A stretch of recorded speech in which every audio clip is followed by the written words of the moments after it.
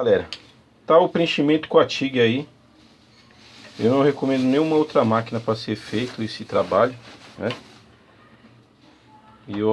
E a pessoa que vai fazer tem que ter um preparo, um conhecimento, uma familiaridade com relação à caloria de dissipação, porque é uma peça que tem uma dureza. Ela não é peça mole que você pode soldar com ferro, ok? Aí você dá o seu joinha aí, seu link, né? Sempre que estivermos fazendo um trabalho como esse, nós estaremos colocando aí para você ver que nem tudo que os fabricantes na verdade fazem e o que os engenheiros dizem que ali foi o que a empresa fez, é o correto. Nem tudo você tem que aceitar. Existem coisas que nós podemos melhorar, existem coisas que são decorrentes de falhas que eles mesmos deixaram e nós não podemos pagar o pato, né?